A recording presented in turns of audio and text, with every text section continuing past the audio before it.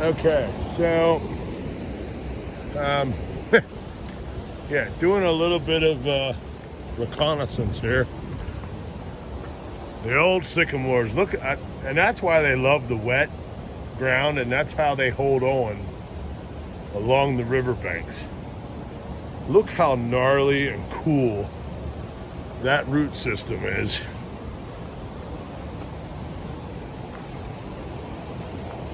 And it goes the direction that it knew it had to go to help hold it against the power of the water.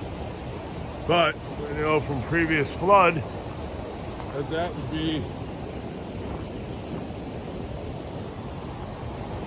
Okay, there's the ground. There's a piece of wood stuck up in a tree. We also have the Lowhead Dam here, which really isn't that much of a... I don't know why I call it Lowhead, because when the water's not flowing over, that drop right there is more than double what we're seeing from the water up to the top. Of course, like always, Lowhead Dam's very dangerous. Stay away from them, because that washing machine going on right there with the tire and the wood, that is what drowns you. It pulls you in, does not let you out until, well, maybe after you're drowned and dead, and if maybe not even then.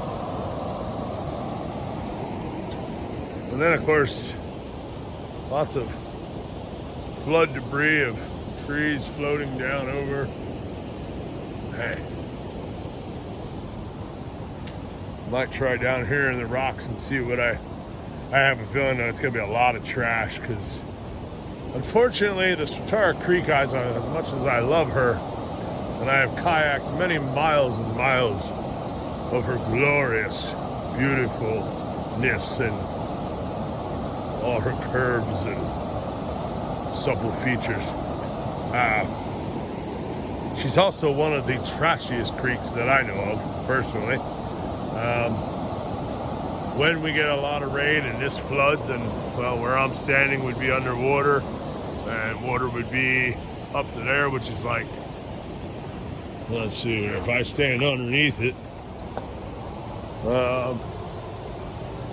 that's about 12 feet up, so 6 feet above my head. And we've had flooding here where it's way higher than that.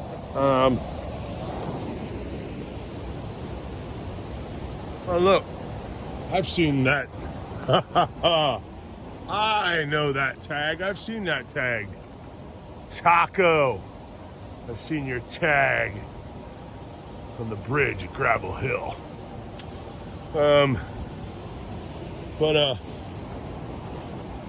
This is unfortunately one of the trashiest creeks that I know personally, only because every time it floods, so many people in so many areas that live along the Swatara Creek have very, how do I want to say it, trashy, or what comes to mind would be Sanford and Son, so to say. And because of that, you get lots of tires and appliances, and that was part of some kind of an appliance.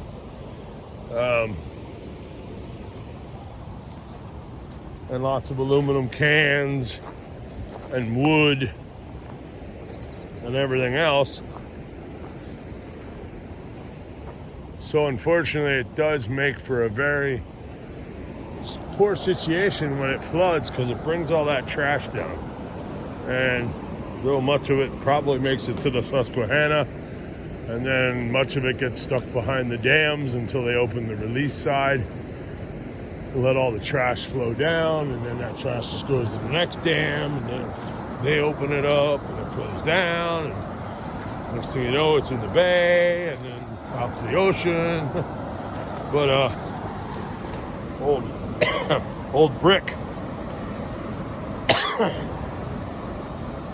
Oh, very old brick. Very, very, very old brick. A very worn piece of brick. Much of that brick is missing. That was a brick. And another piece right there. So the oldness of the brick lets you know that there's a lot of old history along this Fatara Creek, which is, even though it's trashy, it could be worth trying to metal detect. And one reason why I got the Garrett 18 Max is because it's waterproof. So come summertime, I can get some goggles and order a set of waterproof wired headphones for this thing, and then we can do some underwater detecting. Now, another thing I'd like to show y'all. This here is, I guess, what they call a fish ladder. Now, the water's flowing down and then it flows over there and it flows out that way. And right now the water's flowing down it. Now, if any fish species that would, from back in the olden days, long before this dam was ever made, there were species that would, I talked about this I think in another previous video, there was many species that the Native American Indians prospered from for using for food and whatnot.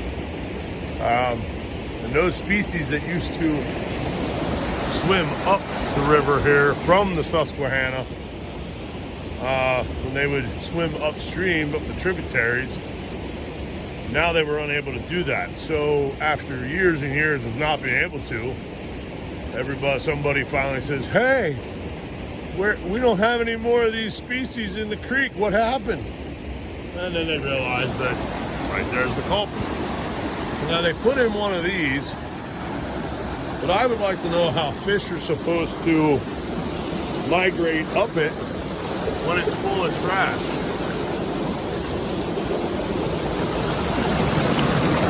Yep, there's some more wood right there. If you look, take notice, that is board, and there is wood, lots of wood, branches, everything else.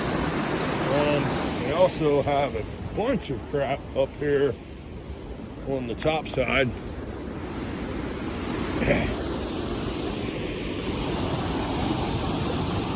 See, there's more wood. That's kind of wood that's in the thing. And now they do have that. That's supposed to stop stuff, but that only works when the water's at just a certain level. When it floods above that, everything floats over it, under it. And you got all that tree debris that's going to try to get in here. There you can see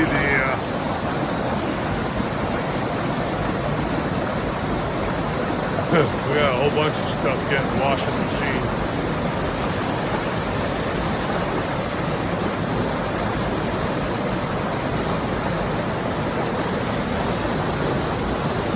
Now, if you take notice,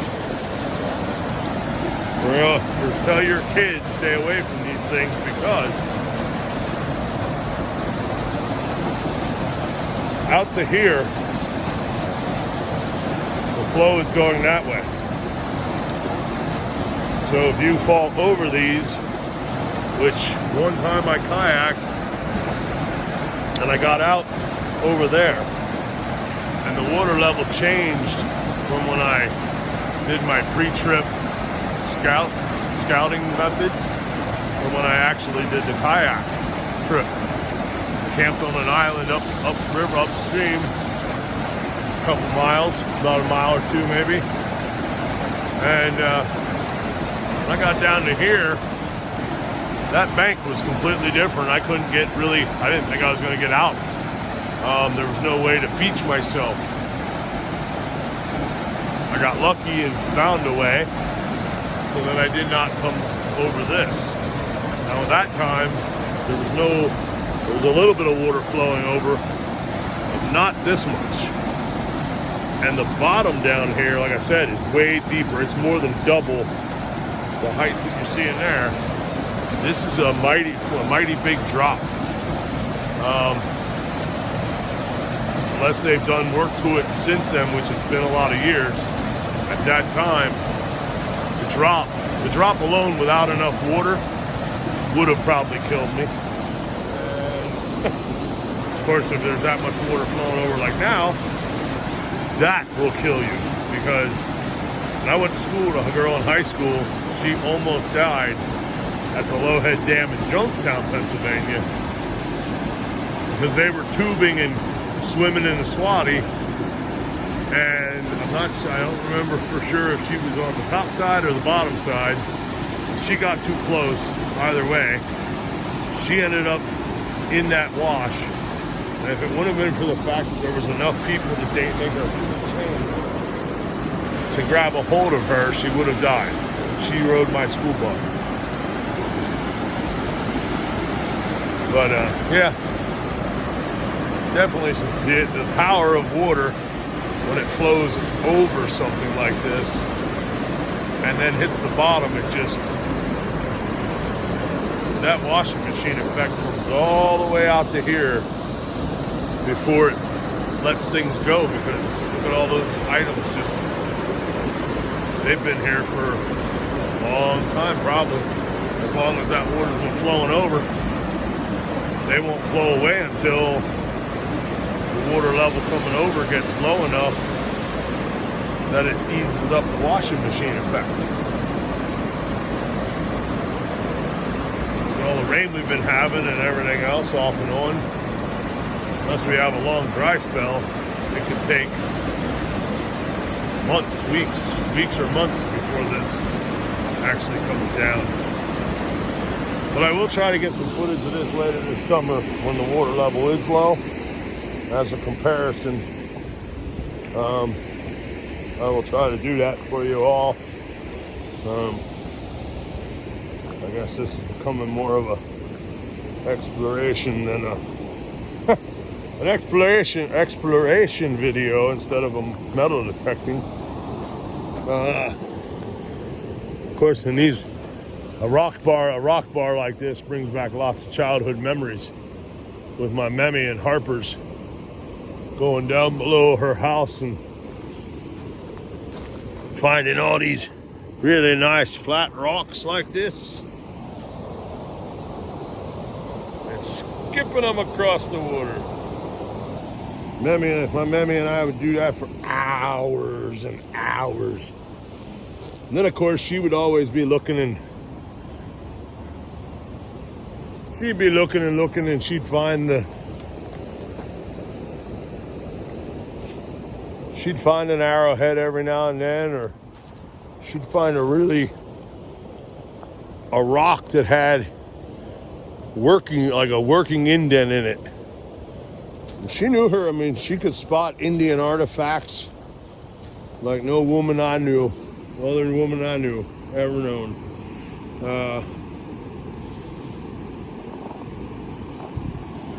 She'd find all kinds of stuff from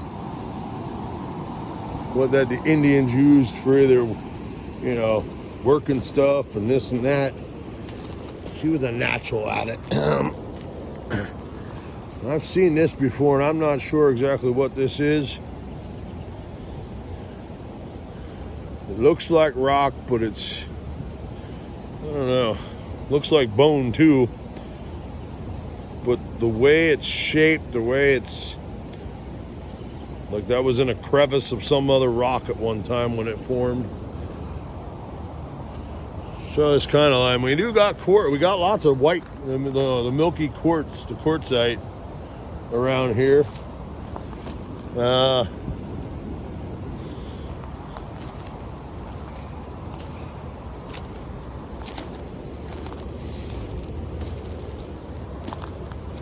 And we got lots of shale too. We got some shale, and we do got a lot of jasper. And here, there's rose quartz. That's a rose quartzite. Is what that is. Either that or, I guess that would be rose quartz. Go wash it off quick.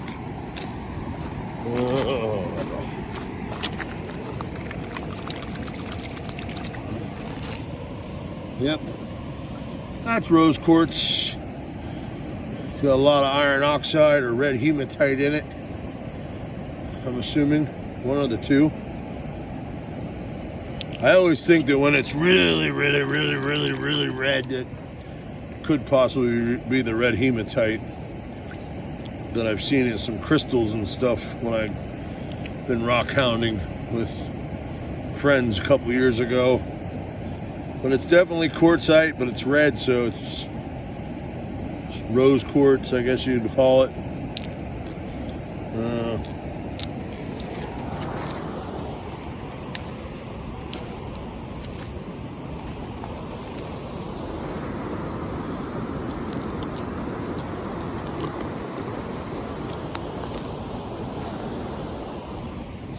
Kind of smells around here like, smells like fish, dead fish. Do got a lot of fresh water, little freshwater mussels or clams, whatever they are. But I only ever see the shells once they're dead and out or eaten out by a bird, and then it's just the shell laying on the bank. I've never actually found one live in the creek. See, it's the kind of trash we get. We get foil pans. Now, and that one's got rocks in it, so that means somebody put that there for some purpose, I would assume. And didn't want it getting blown away.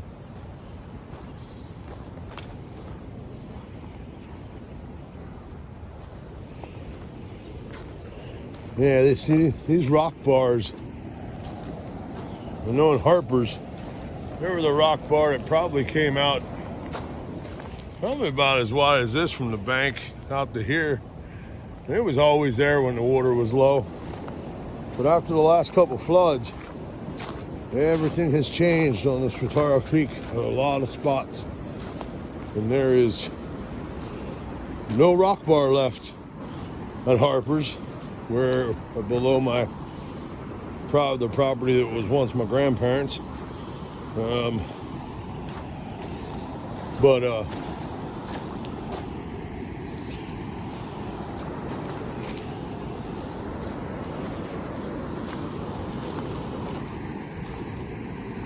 Yeah, there's some more quartz with that would be the odd one. That I would think would be iron oxide because it's more orange.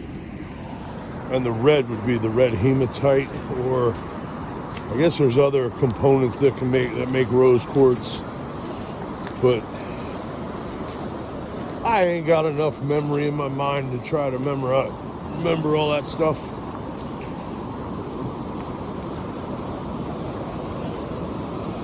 And Google never wants to work right for me when I try to Google stuff.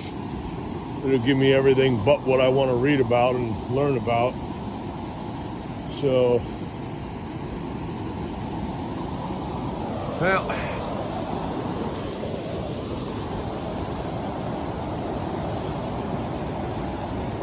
so at least we got some exploration in here for now, and I'll probably get back to you here if I find anything with the metal detector, and if not, then we'll probably just end this video here. So if this is where it ends, thanks for watching, and catch you on the next one. Remember, fight for love, not hate. And if you haven't subscribed, please do so. It's free. Don't cost you nothing. You don't even have to hit the notification if you don't want to.